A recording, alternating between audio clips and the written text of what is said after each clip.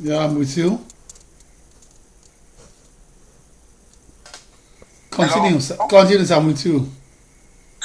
Can you hear me? Yeah, you were talking about the retirement and the. We were talking about the registrar. Is it registrar director? Hello? Hello.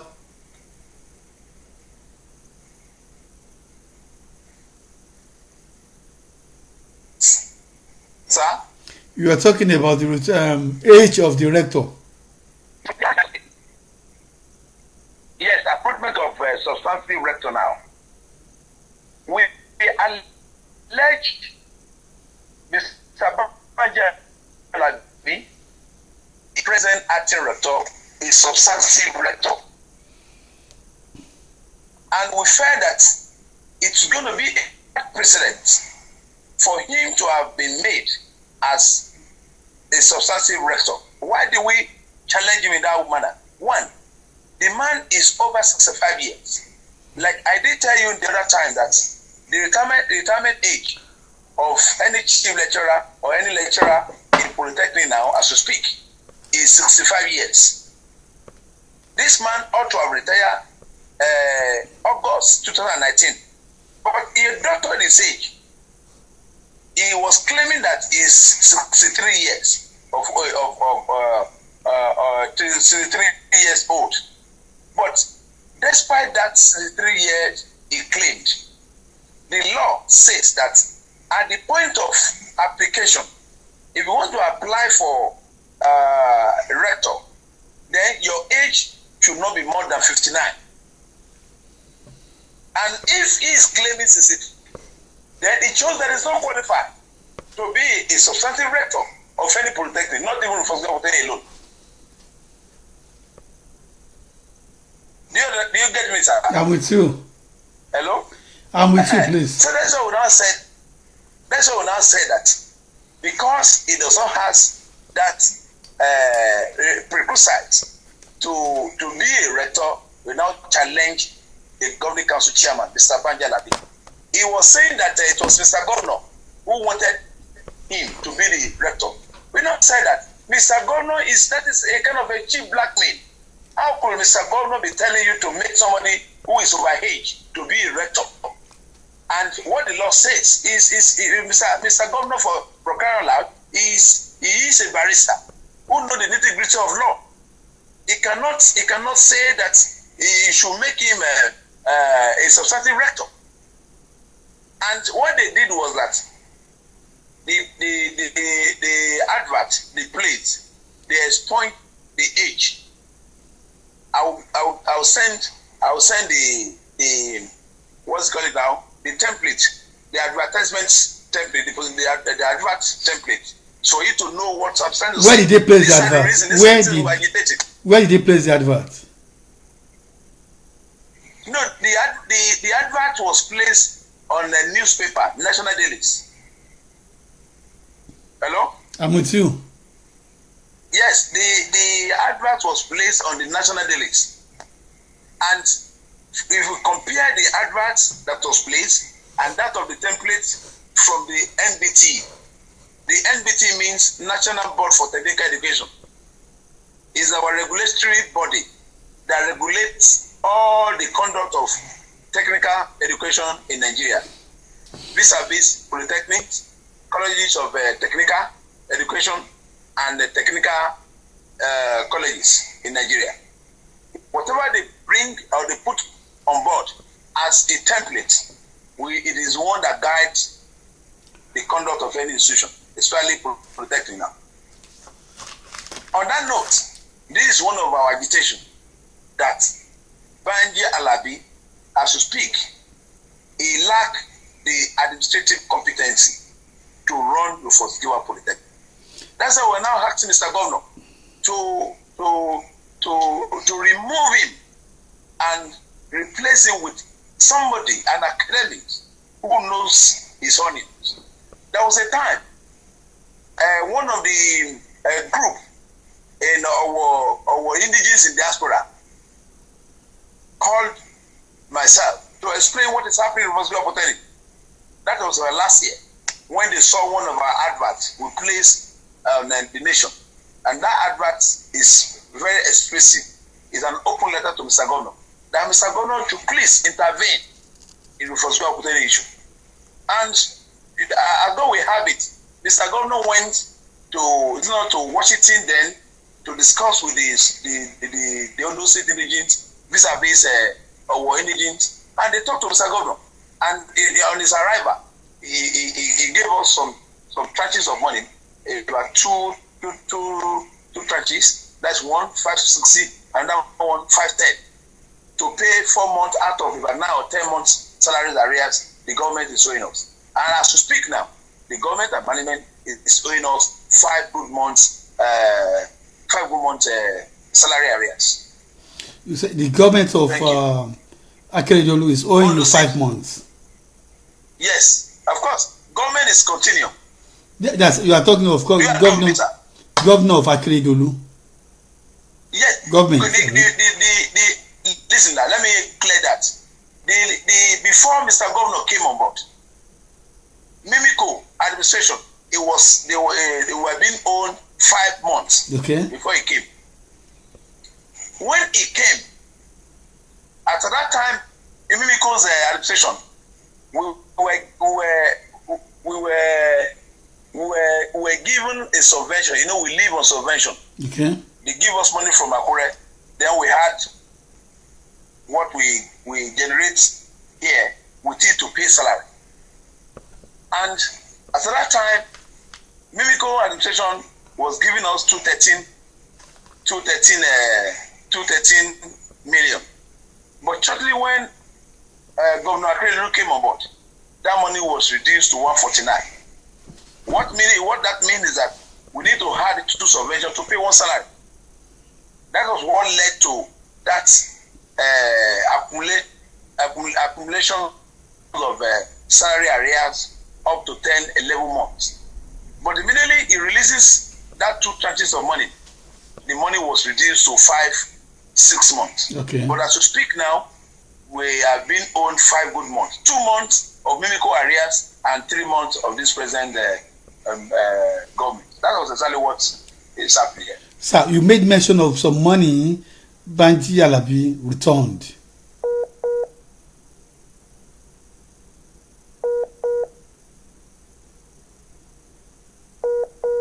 Viewers, we are reconnecting. The network is poor. Hello? Hello? Hello? Hello, viewers. We are reconnecting, please. Bear with us.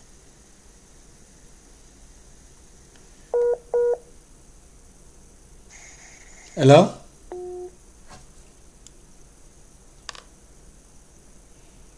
Hello?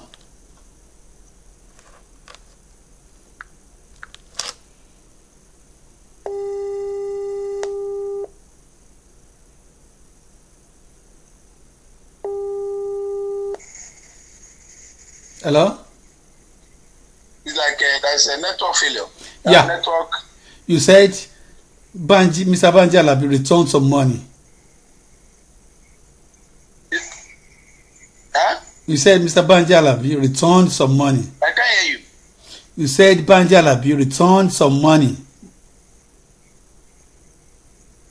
I know, yes, we later got to know that, like I explained, that he had returned a sum of 28 million naira back to the coffer, but was later sent to a vendor called Nice and Rich Venture to buy that car.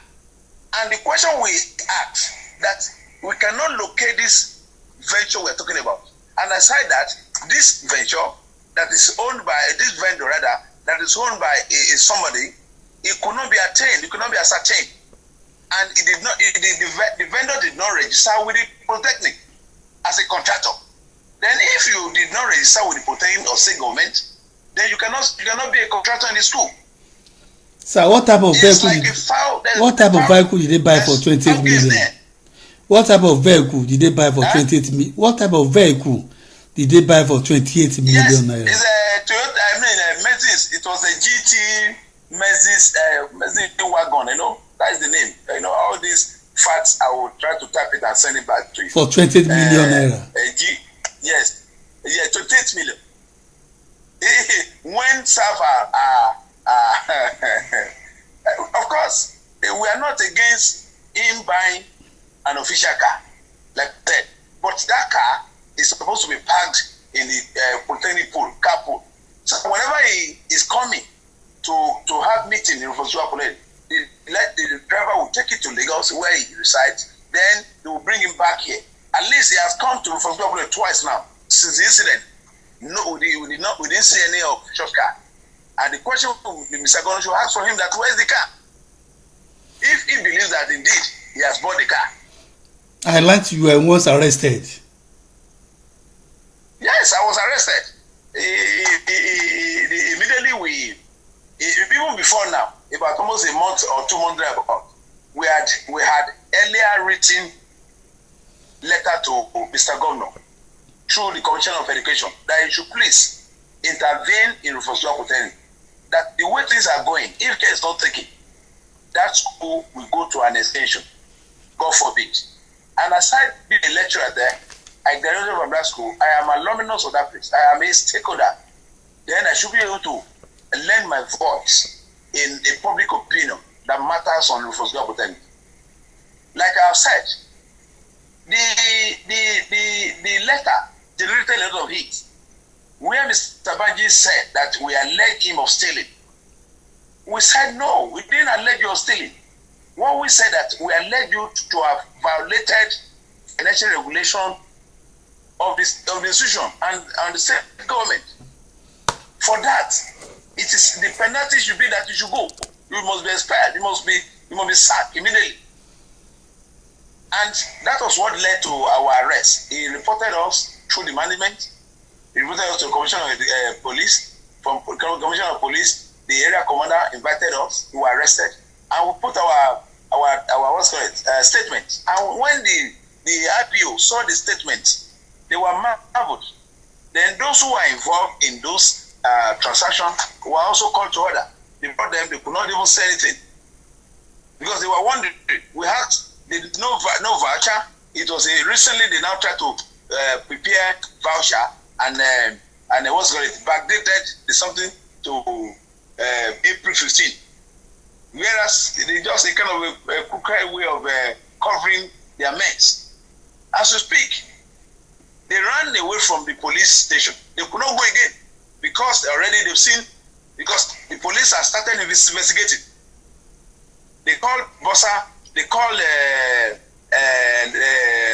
director of internal audit, they called some of the schedule officers who's supposed to write what's called it, who's supposed to write the version on that case, but they denied that they never are aware of any transaction of that nature. It means that they just about 2 or 3 of them, they did it in secrecy. Like I was saying the other time, these are some of the things we did. But however, what we need is peace. But then we must let them to know that they are not doing the right thing. More so now that there's a policy of funds in the country, in the state, and must be meticulous in its spending. And we feel that. And aside that, Mr. Banji Alabi always meddling with day-to-day runnings of that institution. That is not his duty. It is the duty of rector, of the management. It is for him to make policy as stipulated in the essence law that established Polytechnic. But it was the one, if anybody does anything, it was the one that will order the rector to give them query, to do this, and is frustrating a maximum, is frustrating the staff from performing their job as expected. How? Fears have gripped workers, even when they were hungry, because we believe in so much infrastructure. At least you cannot expect somebody who is hungry and to be teaching effectively. And the idea says that an hungry man is an hungry man. Yes, an hungry man is an hungry man, and then you expect maximum output, maximum a kind of a 75-80% efficiency, which cannot be delivered. So what happened to the employees? What happened to the new employee? You said some people. The new employee, as we speak, is that even when we are agitating that 2017 promotion should be done, but Banji Alabi, he refused that no money is available. But along the line, you are employing between 1, 2, 3, 200, 250 new members of staff, and yet you are saying there was no money to do promotion. When our counterparts in in civil service has already collected their promotion 2017-18, even 2019 is almost done. That will now say that it does not have the interest, the workers' welfare is not his priority. His personal interest is the priority. It does not have the welfare, the welfare of workers at heart. And we fed that man. That kind of person is not worth to be the council chairman. What happened to the 500 million naira the governor gave you?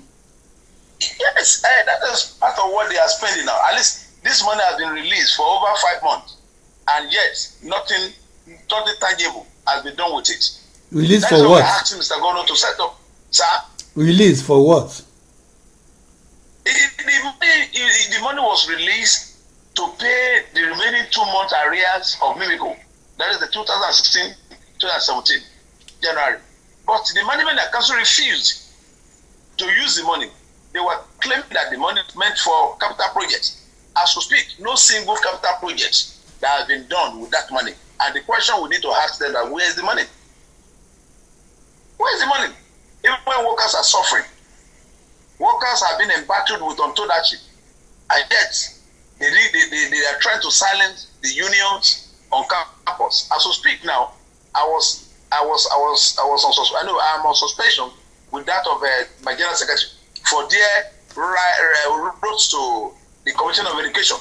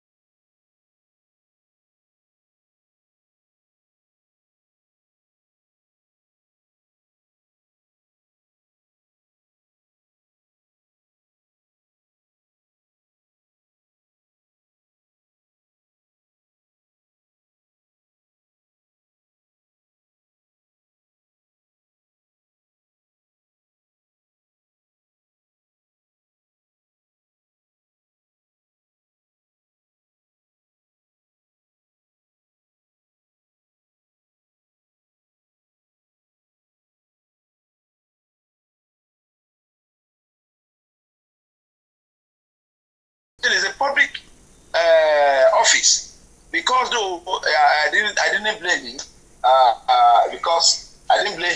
because he has never had the opportunity to serve in any public place or corporation or system before, and that is why it is alien, and that is why he's not having that efficiency. That's why he's not having that competence. That's why he's not having that experience to run that place.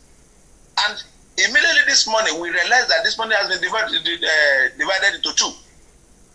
We put it on paper, we publish it. We've already written to Mr. Governor, no response. That's why we wrote that letter to Mr. Governor as an open letter on paper.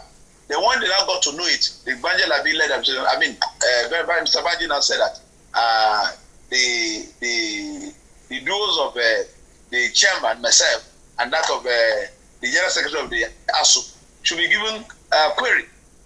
And it takes the intervention of a well-meaning Nigerian and the national ASU body to set the issue amicably. Because as we speak now, before his arrival, before his emergency as chairman, the total numbers of students we have is over 10,000 students.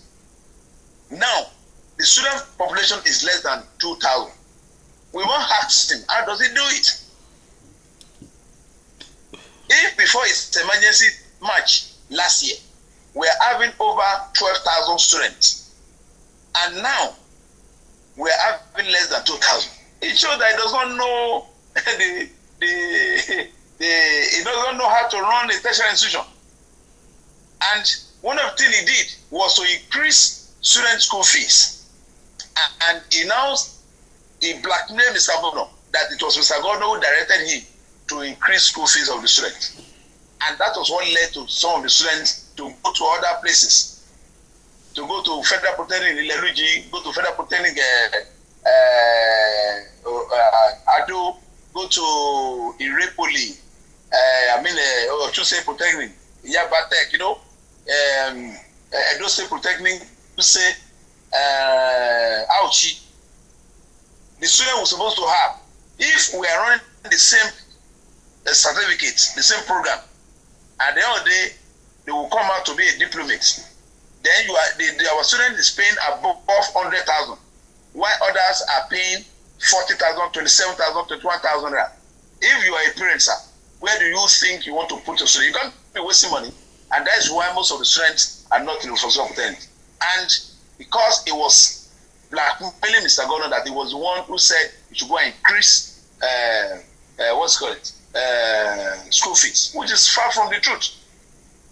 And one of the recent thing he did now is this issue of a staff school. It has become a news on social media and the news on the print that the staff school, Rufus Giwa Hotel Staff School, has been shut down. Is a place, a school that is having over 800 student pupils, and he said that it is not breaking even. He closed it. He sacked all the teachers there. And all this is anti-government policy. Governor did not ask him to do this. He was doing this on his own because he did not like the workers. He did not like a face. And the reason why the school was established is to take care of the children of the workers. That is why it is called staff school. At least if you want to privatize any establishment, it must take a due process. Yeah. And due process was not followed. Due process was not followed when that school was scrapped. So where are the students now? Unbelievable. Where are the students? All around. The students are scattered all around. Even they were expecting that to resume back. Immediately they resumed back. Last 3 weeks, the place was closed. They were now moving from one school to another to be enrolled again. It is unfortunate. That is why we said Mr. Banji Alabi should not be the chairman because they lack the necessary skill. Excuse me, where are you? Where are you from? You personally? I'm from Owo. But you know Mr. Banji Alabi from Owo? Of course, he's from Owo. Mr. Governor is from Owo. That's why everybody is wondering that why is he doing that kind of thing? But everybody will be wondering that you are attacking him too. No. It is not a personal issue. Like he always say, it's not a personal issue. Because he always look at me as if I'm his boy. I said, no. I'm riding on a mandate given to me by a group of people, intellectual, people that knows their honey. Of course, I'm not the oldest. At least going by my age, I'm more or less the youngest among the lecturers. But then they have saddled me with that responsibility to lead them. If I'm not competent, they wouldn't have voted me for the second time. Sir, you say I heard that some people employ their family members. Is that true? Of course.